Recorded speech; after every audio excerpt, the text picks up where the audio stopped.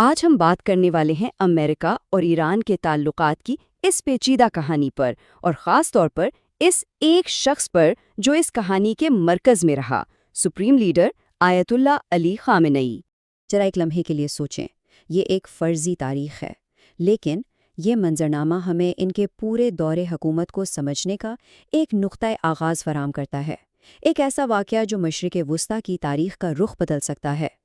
تو سوال یہ اٹھتا ہے کہ آخر علی خامنئی تھے کون؟ کیسے ایک شخص نے اتنی طاقت اور اثر و رسوخ حاصل کر لیا کہ وہ نہ صرف ایران بلکہ پورے خطے کی تقدیر بدلنے کی پوزیشن میں آ گیا اور امریکہ کے لیے ایک مستقل درد سر بنا رہا؟ اچھا، تو اس سوال کا جواب ڈھونڈنے کے لیے ہمیں ذرا پیچھے جانا ہوگا اور یہ سمجھنا ہوگا کہ ان کی طاقت کی بنیاد کیا تھی۔ یہ وہ بنیاد تھی جو انہیں اپنے رہنما آیت اللہ خمینی سے وراثت میں ملی تھی۔ دیکھیے، خامنئی کا دنیا کو دیکھنے کا نظریہ ان کے استاد خمینی کا ہی نظریہ تھا۔ یہ جو امریکہ مخالف سوچ تھی، یہ اسلامی جمہوریہ کی بنیاد بن گئی، اور یہی گہری دشمنی وہ بنیادی وجہ تھی جس نے خامنئی کو امریکہ کا ایک ایسا مخالف بنا دیا جو کبھی جھکنے کو تیار نہیں تھا۔ تو بات یہ ہے کہ خامنئی نے خمینی سے 4 بنیادی ستون ورثے میں پائے اور اپنے پوری حکمرانی میں ان پر قائم رہے، یعنی انصاف، خود مختاری، خود انحصاری اور اسلامی تقویٰ۔ یہی وہ اصول تھے جنہوں نے ان کی ہر پالیسی اور ہر تقریر کی بنیاد رکھی۔ تجزیہ کاروں نے انہیں ایک بہت دلچسپ نام دیا، آیت اللہ میکیاویلی۔ اب یہ نام کیوں؟ کیونکہ ان کے انداز میں مذہبیت بھی تھی اور بے رحم حقیقت پسندی بھی۔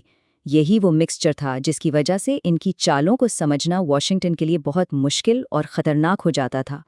ملک کے اندر اپنی گرفت مضبوط کرنے کے لیے انہوں نے 3 بڑے کام کیے۔ اپنے وفادار لوگوں کو اہم عہدوں پر بٹھایا، پارلیمنٹ کو ہمیشہ کمزور رکھا، اور سب سے اہم کام، اسلامی پاسداران انقلاب کور یعنی IRGC کو ایک بے پناہ سیاسی اور معاشی طاقت بنا دیا۔ اور یہ ان کی سب سے بڑی چالاکی تھی۔ انہوں نے ایک ایسا سسٹم بنایا جہاں طاقت تو ان کے پاس تھی، لیکن ذمہ داری ہمیشہ منتخب نمائندوں پر ڈال دی جاتی تھی۔ یعنی جب کچھ غلط ہوتا تو الزام صدر یا پارلیمنٹ پر آتا، اور وہ خود ہر طرح کے احتساب سے بالاتر رہتے۔ لیکن کہانی یہاں ختم نہیں ہوتی۔ خامنئی کی طاقت صرف ایران کی سرحدوں تک محدود نہیں تھی۔ انہوں نے اس طاقت کو پورے مشرق وسطیٰ میں پھیلایا اور ایک ایسی سایہ گار جنگ چھیڑی جس نے پورے خطے کا نقشہ ہی بدل کر رکھ دیا۔ ان کا سب سے بڑا ہتھیار تھا محور مزاحمت۔ یہ کیا تھا؟ یہ دراصل ایران کے اتحادیوں اور پراکسی گروہوں کا ایک جال تھا جو لبنان سے لے کر یمن تک پھیلا ہوا تھا۔ یہی نیٹ ورک خطے میں امریکی مفادات اور اس کے اتحادیوں کے لیے سب سے بڑا خطرہ تھا، اور واشنگٹن کی سب سے بڑی پریشانی بھی۔ اب ان کی اس حکمت عملی کو سمجھنے کے لیے تلوار اور ڈھال کی مثال بہترین ہے۔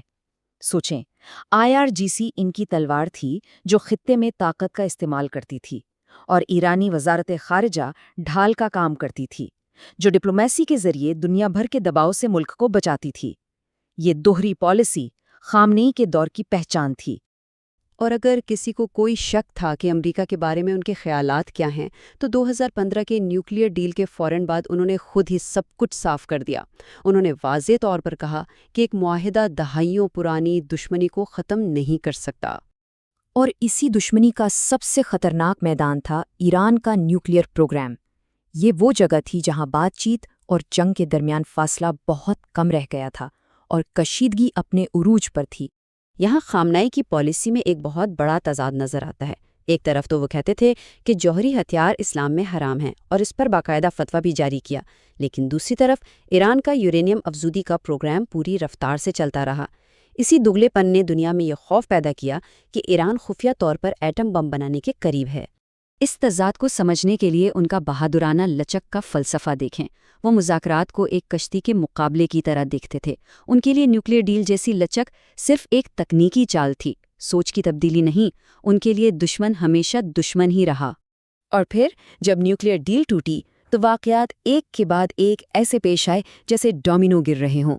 امریکہ کا معاہدے سے نکلنا، ایران کا یورینیم افزودگی تیز کرنا، اور پھر اسرائیل کے ساتھ کشیدگی کا بڑھنا، ان سب نے مل کر اس تصادم کی راہ ہموار کی جس کا انجام خامنئی کی موت پر ہوا۔ تو آخر میں خامنئی اپنے پیچھے کیا چھوڑ گئے؟ یہ ایک ایسی میراث ہے جو مزاحمت کی کہانی بھی ہے اور جبر کی بھی، اور جس کی قیمت ایران کی عوام اور پورے خطے نے ادا کی ہے۔ 36 سال! یہ کوئی معمولی عرصہ نہیں ہے۔ اتنے لمبے عرصے تک انہوں نے ایران پر حکومت کی۔